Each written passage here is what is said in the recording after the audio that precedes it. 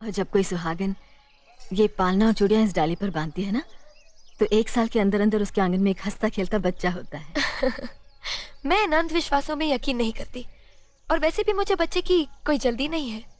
आपको इतने बरसों से कोई औलाद नहीं हुई है, चाहे तो आप ही बांध दीजिए। मालिक, ये हमारे स्कूल की नई मास्टरनी है। नमस्ते। नमस्ते। यहाँ पहुँचने में कोई तकलीफ तो नहीं हुई? जी नहीं। अकेली आई हो? जी, अभी तक मेरी शादी नहीं हुई है। रहने का इंतजाम होते ही मैं अपनी माँ को बुला लूंगी। ठीक है, हम तुम्हारे रहने का इंतजाम करवा देंगे। सफर से थकी हो, आराम करो। स्कूल के बारे में कल बात करेंगे। जी अच्छा। अर्जुन आया भैया। अरे ये क्या, खाना छोड़ के कहाँ जा रहे बड़े भैया बुला रहे हैं। बुला रहे हैं तो क्या हुआ, क्या तो खाना खा रहा हूँ। अगर खाना खाते वक्त भगवान भी बुलाए तो नहीं उठना अगर चाहिए। भगवान बुलाते तो शायद नहीं जाता, लेकिन बड़े भैया बुला रहे हैं। जी भैया। अर्जुन, ये हमारे स्कूल की नई मास्टरनी है। नमस्ते। नमस्ते। इन्हें ले जाओ और स्कूल के पास वाले मकान की साफ सफाई करवा के इनके रहने का इंतजाम करवा दो। जी भैया, चलिए। मीना, अर्जुन ने खाना खा लिया बेटे? बड़े भैया ने आवाज दी थी तो खाना छोड़ के चले गए। तो फिर तुमने कैसे खाना शुरू कर दिया? मुझे भूख लगी थी, इसलिए मैंने खाना शुरू कर दिया। पति के खाए बगैर? तो क्या हुआ, क्या ये जरूरी है कि पति के खाने के बाद ही पत्नी को खाना चाहिए? नहीं, जरूरी तो नहीं, लेकिन ये हमारे हिंदुस्तान की सभ्यता है कि पति के खाने के बाद ही पत्नी को खाना चाहिए। पति का सम्मान करना हर पत्नी का धर्म है।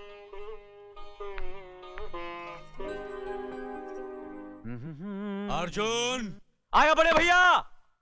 चाय पी लीजिए। जी बड़े भैया। अर्जुन, तुम मास्टरनी से जाकर पूछ लो, उसे स्कूल के लिए किसी चीज की जरूरत तो नहीं? जी बड़े भैया। मुनीम जी। अर्जुन, ये क्या हो गया है तुम्हें? क्यों, क्या हुआ? जब भी बड़े भैया तुम्हें आवाज देते हैं तुम नौकरों की तरह दौड़ते हुए चले जाते हो, और जब मैं तुम्हें उनके सामने हाथ बांधे सर झुकाए देखती हूँ तो मुझे ऐसे लगता है जैसे मेरे दिल पे हजारों बिजलियां टूट रही हैं। मीना। अरे कोई अनपढ़ और गंवार लड़की भी ये बर्दाश्त नहीं करेगी कि उसका पति किसी की गुलामी करे, और फिर मैं तो एक पढ़ी लिखी अमीर बाप की बेटी हूँ। भला मैं कैसे बर्दाश्त कर सकती हूँ कि मेरा पति किसी की गुलामी करे? तुम हम भाइयों के प्यार को गुलामी कहती हो? देखो मीना, बड़े भैया इस घर की बुनियाद है। उनके सम्मान में सिर्फ मैं ही नहीं बल्कि पूरा भरतपुर हाथ बांधे खड़ा रहता है। और मेरी पत्नी होने के नाते ये तुम्हारा फर्ज ही नहीं बल्कि तुम्हारा धर्म है कि भैया और भाभी की इज्जत करो, उनका सम्मान करो, उनका हुक्म मानो, समझी?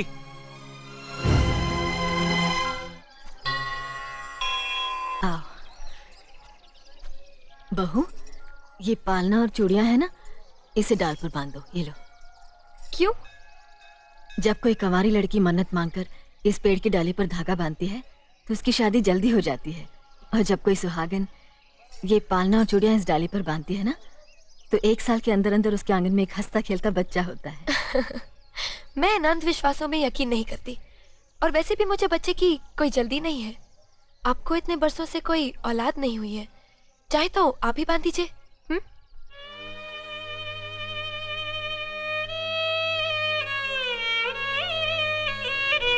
इसे क्षमा कर देना देवी माँ, अभी ये बच्ची है ना, इसलिए कुछ नहीं समझती।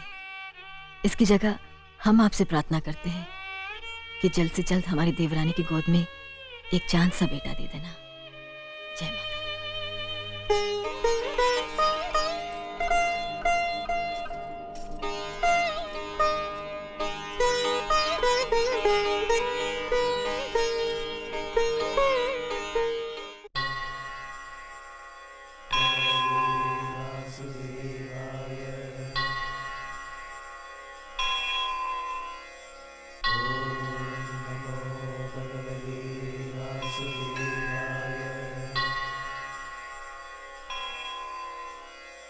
मालिक, मैं 2 दिन के लिए रामपुर जाना चाहता हूँ। इसमें पूछने की क्या बात है मुनीम जी? सुनो, 1 गिलास पानी देना। क्या? 1 गिलास पानी ले आओ। ना तो मैं आपकी नौकरानी हूँ और ना ही आपका छोटा भाई जो आपका हुक्म सुनते ही दौड़कर आपके लिए गिलास पानी ले आऊं। मेरे बाप के घर में मेरे एक इशारे पर 10 नौकर हाथ बांधे खड़े रहते थे। ये मत भूलिए कि मैं एक अमीर बाप की एक लौती बेटी हूँ। आप तो उम्र में बड़े हैं ना, किससे किस तरह की बात की जाती है, इतनी तमीज तो आपको आनी चाहिए। Mind it.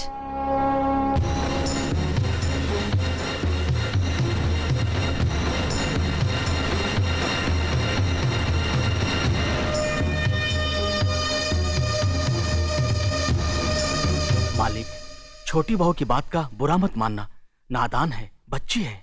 गलती हमारी है मुनीम जी। हमने ऐसी लड़की को काम करने को कहा जिसे काम करने की आदत ही नहीं है। बड़े भैया पानी। नकुल, वो ट्रैक्टर रिपेयर करवा लिया ना? जी करवा दिया। ओम कर्पूरगौरम करुणावतारम संसार सारम भुजगेंद्रहारम सदा वसंतम। प्रभु, मैंने देवता जैसे परिवार के साथ हमेशा इंसानों जैसे झगड़े किए हैं, नफरत पैदा की है। मुझे सुनती दो ताकि मैं सबके दिलों में अपने लिए प्यार पैदा कर सकूं, अपने घर की मान मर्यादा और खुशहाली को सदा के लिए एक अटूट धागे में बांध दूं। परमेश्वरम। आरती लीजिए। नमस्ते मालिक। नमस्ते मालिक। नमस्ते मालिक। नमस्ते। मालिक, शंकर जी का प्रसाद लीजिए। मालकिन, भोलेनाथ का प्रसाद लीजिए। ये भी लीजिए मालिक। शुक्रिया चाचा। वाह वाह भैया, बहुत बढ़िया। मालिक मालिक ठंडाई पी के जाइए। ठंडाई? मालकिन, हाँ, आप इसमें भी भंग वंग तो नहीं है ना? नहीं नहीं मालिक, इसमें लीजिए कुछ ना नहीं। मालकिन। पक्का? मालकिन ले लीजिए। नहीं अरे पियो पियो पियो मालकिन। पियो पियो पियो, कुछ नहीं है इसमें।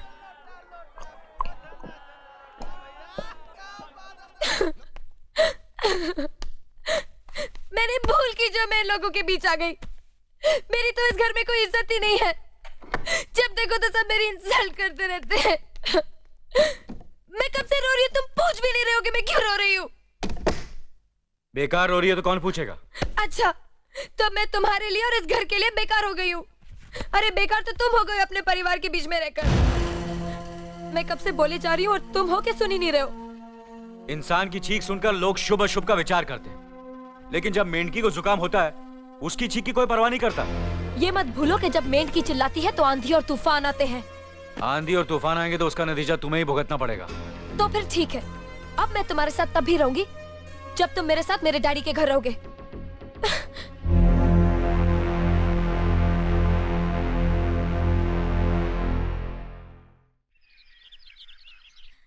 हमारी मीना बहुत प्यारी बच्ची है, लेकिन उसमें अभी भी बचपना है। हमारे तौर तरीकों को नहीं जानती है ना, लेकिन आहिस्ता आहिस्ता हम उसे सब सिखा देंगे।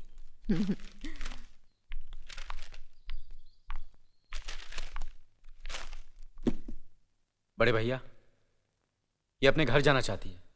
जाना भी चाहिए, 4-5 महीने हो गए, मायके की याद भी आती होगी इसे। और अर्जुन, तुम्हारे ससुर जी तुम्हें कई बार बुला चुके हैं, तुम भी कुछ दिनों के लिए हो आओ, तुम्हारा मन भी बहल जाएगा। अगर ये वापस लौटने के लिए जा रही होती तो मैं जरूर जाता, मगर ये तो हमेशा के लिए इस घर से जा रही है। कैसी बातें कर रहे हो? अगर तुम दोनों के ख्यालात एक दूसरे से नहीं मिलते तो इस मामले को घर की 4 दीवारी में बैठकर आपस में सुलझा लेना चाहिए। बहू शहर की पढ़ी लिखी लड़की है, उसे गांव की रीति रिवाज के बारे में क्या मालूम? यह तो तुम्हारा फर्ज बनता है अर्जुन कि तुम उसे हमारे तौर तरीके सिखाओ। सिखाने से कोई फायदा नहीं बड़े भैया, ये खुद को इस माहौल में डालना ही नहीं चाहती, इसलिए भेज रहा हूं। अच्छा, तो तुमने फैसला भी कर डाला? बड़े भैया, बात यह है कि मैंने मीना को, तुम बहुत समझदार भी हो गए हो ना, तो फिर तुम्हें इतना तो समझ लेना चाहिए, अगर बहू अपने आप को बदल नहीं पा रही है तो तुम बहू के मुताबिक बदल जाओ। आखिर वो तुम्हारी पत्नी है, उसका साथ देना तुम्हारा धर्म है। तुम्हारे भरोसे ही तो उसने अपनी सारी जिंदगी सौंप दी तुम्हें। अर्जुन, मेरे दर्द पर तुम तड़प उठोगे, तुम्हें तकलीफ होगी तो मैं रो दूंगा, क्योंकि हम दोनों एक ही मां की संतान हैं।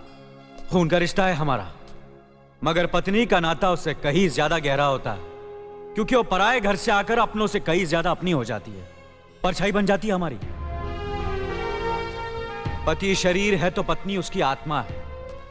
पत्नी ही पति के जीवन को सही अर्थ देती है, उसे कामयाब बनाती है। पत्नी के बगैर पति बेजान और बेमाने हो जाते हैं। अगर आज तुम अपनी पत्नी को हमेशा के लिए उसके मायके छोड़ाओगे तो यह गांव, यह समाज क्या कहेगा हमारे बारे में? जरा सोचो अर्जुन, न्याय के सिंहासन पर बैठकर जो लोगों के अच्छे बुरे का फैसला करता है, अगर उसी के घर में नाइंसाफी होगी तो लोग हंसेंगे हम पर, किसी को मुंह दिखाने के काबिल नहीं रहेंगे हम। बड़े भैया, मुझसे भूल हो गई, मुझे माफ कर दीजिए। मुनीम जी, जी मालिक। जायदाद के दस्तावेज लाइए। जी अभी लाया। बहू, पति ही पत्नी की असली शक्ति होती है। हमारे पुरखों ने कुल धर्म पत्नी के बारे में कहा है, जो पति के काम में उसकी मददगार हो, उसे अच्छी सलाह दे, जो दासी की तरह उसकी सेवा करे, मां की तरह उसे खिलाए पिलाए, लक्ष्मी का रूप हो और धरती की तरह उसमें सहन शक्ति हो, वही आदर्श पत्नी होती है। औरत की सोच मर्द का मुकद्दर बनाती है। वो जब बनाने पर आती है तो कुटिया को महल कर देती है, और जब बिगाड़ने पर उतरती है तो महल को मिट्टी का ढेर बना देती है। मालिक, ये जायदाद के दस्तावेज हैं। हमारी जमीन जायदाद कहां कहां है और कितनी है, उसका हिसाब किताब ना बाबूजी को मालूम था, ना हम तीनों भाइयों को मालूम है। बहू, तुम पढ़ी लिखी हो, आज से इसका हिसाब किताब तुम देखोगी। लक्ष्मी जी। अपनी चाबियों का गुच्छा और ये कागजात बहू को दे दो।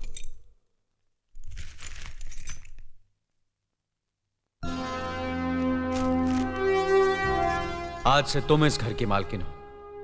तुम जहां कहोगी, जिस कागज पर कहोगी, हम तीनों भाई चुपचाप आंख बंद करके दस्तखत कर देंगे।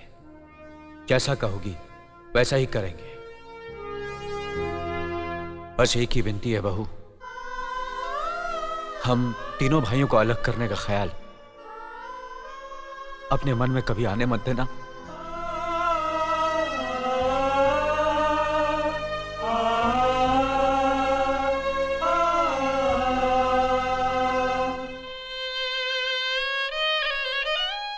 बहुत अच्छा किया तुमने बहू, बहुत अच्छा किया।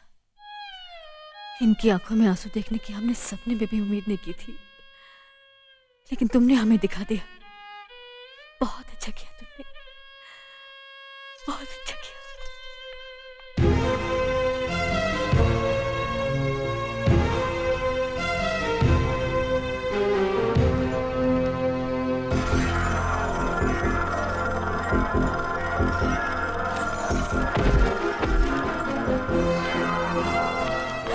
मीना, मीना, क्या हुआ बहू?